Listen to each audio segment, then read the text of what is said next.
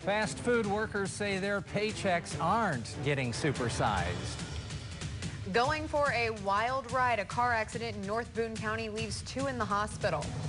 And what a mess left behind. 3 short weeks ago, we were reporting about a huge flood. KOMU 8 News at 6 starts now. From Studio 8A, coverage you can count on in high definition. This is KOMU 8 News at 6. Fast food workers are protesting against low hourly wages. Good evening, everyone. I'm Brittany Pieper. And I'm Jim Reek. Thanks for joining us. The protests date back to last November. That's when 200 fast food workers went on strike in New York City because of low wages. And then a month ago, more than 2,000 workers in St. Louis, Kansas City, Chicago, and elsewhere held another strike. This is video from outside the Columbia Taco Bell on Nifong today. Companies like the National Restaurant Association say most fast food companies offer competitive wages and opportunities for raises. The association also says most low-wage employees consist of part-time employees and teenagers, yet protesters want more. The protesters hope to raise the average wage of $8.53 to $15 and allow the right to unionize.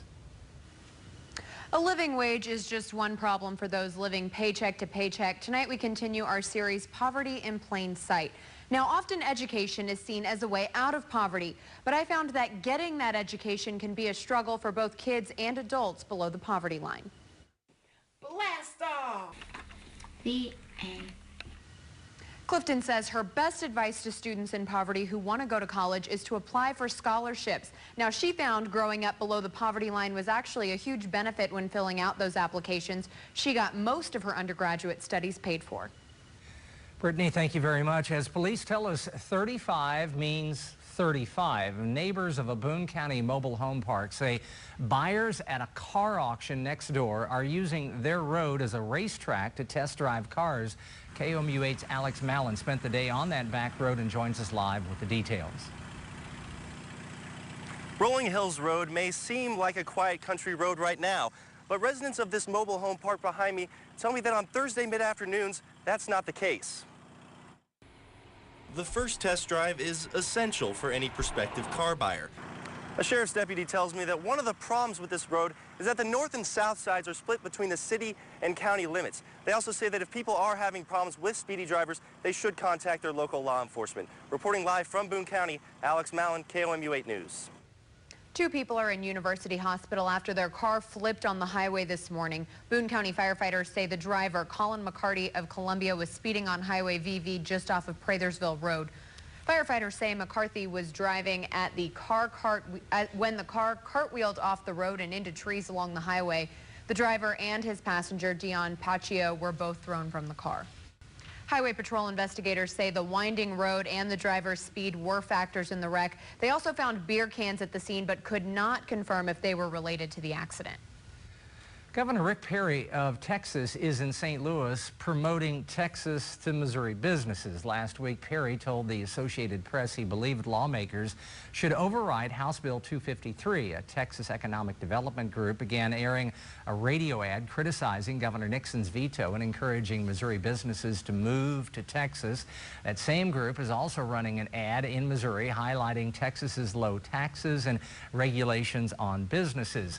Tonight, Perry and Nixon will square off as both take a public stance on House Bill 253. As Perry tours St. Louis, Nixon will also speak out in defense of his decision to veto the bill. We have team coverage tonight. We begin with KOMU 8's William Joy. He is live in Centralia, where Governor Nixon will speak in a few minutes. But first, let's go to Nick Thompson, who's live in Chesterfield, where Texas Governor Rick Perry is trying to reel in Missouri jobs to the Lone Star State.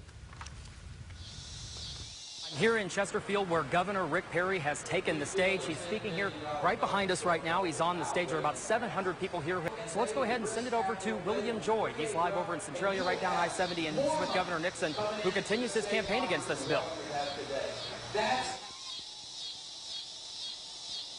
Well, just about 5 minutes ago, Governor Jay Nixon threw out the first pitch at a softball game here at Centralia Intermediate School. Reporting live in Centralia, William Joy, KOMU 8 News.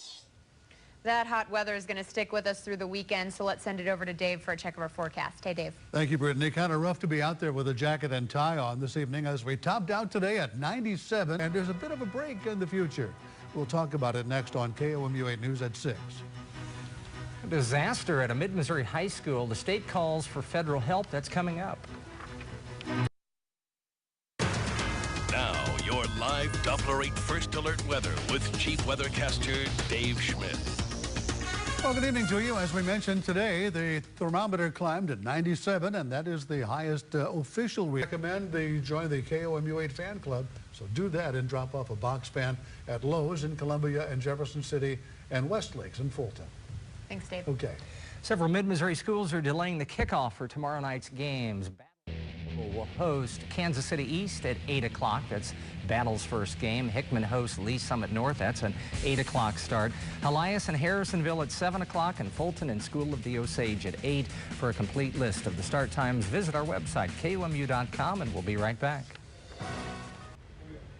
With today's heat, it's hard to believe earlier this month we were reporting about flooding all across south central Missouri. Governor Nixon asked the federal government to issue a disaster declaration for 22 counties hit hardest. KOMU 8's Nicole Cartmel joins us to explain how one community is making the most of what could have been a major setback. A tiny Miller County town was one of those areas hit hardest by the storms we saw earlier this month, specifically the school district in St. Elizabeth. Rather than let that damage dampen the start of the school year, though, the community rallied together to move forward. The school is in the process of repairing the roof. Other damage was already fixed just in time for students to head back to school. Max Scherzer is going for win number 20. Find out if he could become the first in the majors to do it this season, coming up in sports. Sports Desk, KOMU 8 Sports with Chris Gervino. Hi, everyone. It looks like this husky thinks he's big enough to take on anything. As for the polar bear, he's not phased at all. Locals who know the dog, Beaufort, say he was either trying to protect territory or just having a little fun. As you can see, he couldn't get rid of the polar bear, but turned out all right. Okay, coming up, yeah, no kidding. Coming up at 9 and 10, emergency responders constantly focus on speeding up the response time. Sometimes it can be the difference between life or death. We'll tell you about how some local developers are working on an app to improve your safety when you need it most. Also, with the sweltering heat, many events around mid-Missouri are changing. We'll have those details at 9 and 10. And sweltering seems to be the word these days. We'll be once again. What was your advice last night, Chris? Check your local listings on these kickoff times? And we'll have some of them tonight at 10, but some have switched to 8. A lot have stayed at 7. So it's check your local town, your school. Have a great night.